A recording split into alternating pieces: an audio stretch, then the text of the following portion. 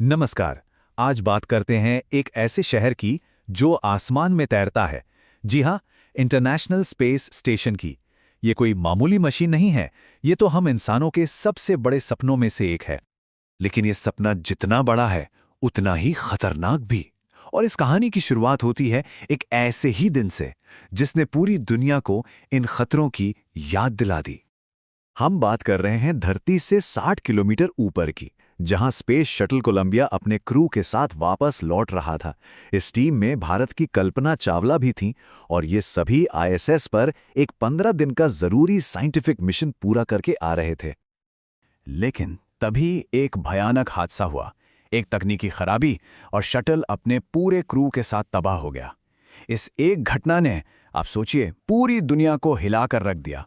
और सेफ्टी को लेकर इतने सवाल उठे कि आईएसएस प्रोग्राम लगभग 8 सालों के लिए बहुत ही धीमा पड़ गया।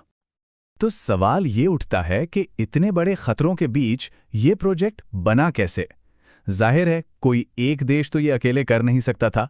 पर मजे की बात यह है कि इस महान सहयोग की कहानी दोस्ती से नहीं बल्कि कट्टर दुश्मनी से शुरू हुई थी। देखिए, स्पेस स्टेशन का सपना कोई नया नहीं था।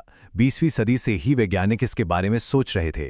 फिर 1971 में सोवियत यूनियन ने सैल्यूट 1 लॉन्च किया, तो 1973 में अमेरिका ने स्काईलैब। लेकिन कोल्ड वॉर की होड़ और बेतहाशा खर्च, उसने ये साफ कर दिया था कि ऑर्बिट में एक परमानेंट घर बनाना किसी एक देश के बस की बात नहीं है।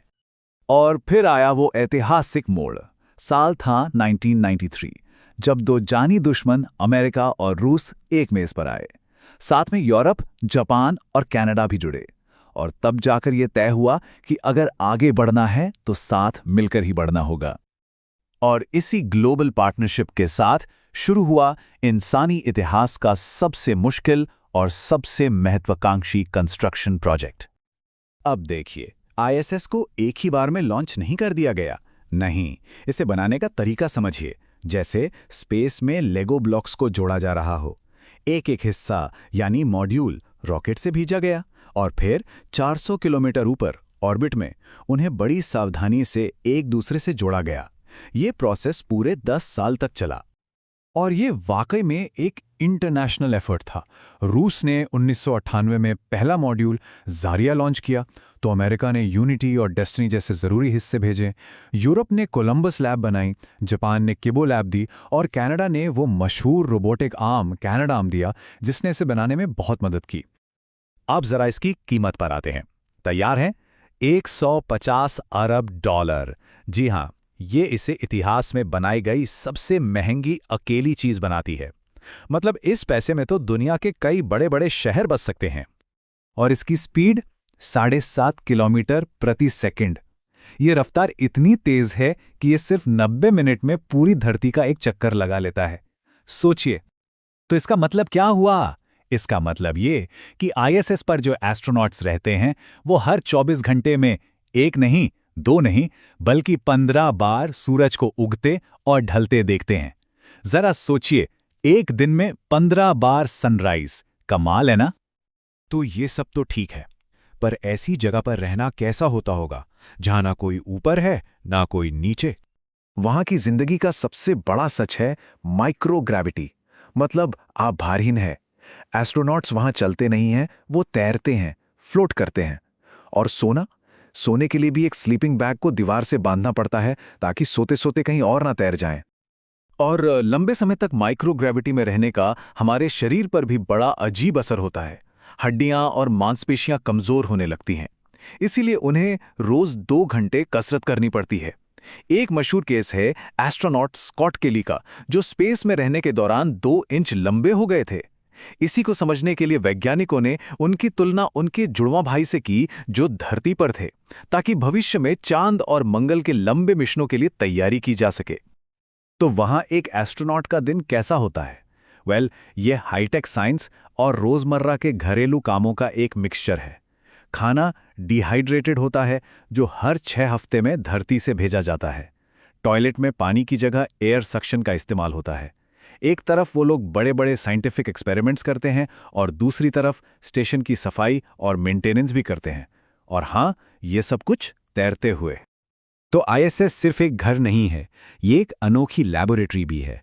एक ऐसी लैब जहां ऐसे एक्सपेरिमेंट्स होते हैं जो धरती पर हो ही नहीं सकते। और यहाँ कुछ कमाल की खोजें हुई हैं।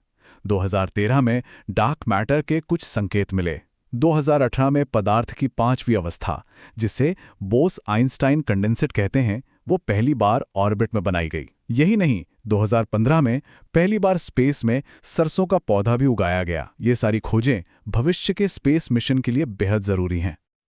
लेकिन हर शानदार चीज की तरह आईएसएस का सफर भी अब अपने अंत के करीब आ रहा है। इतने सालों की सर्विस के बाद अब ये स्टेशन पुराना हो रहा है।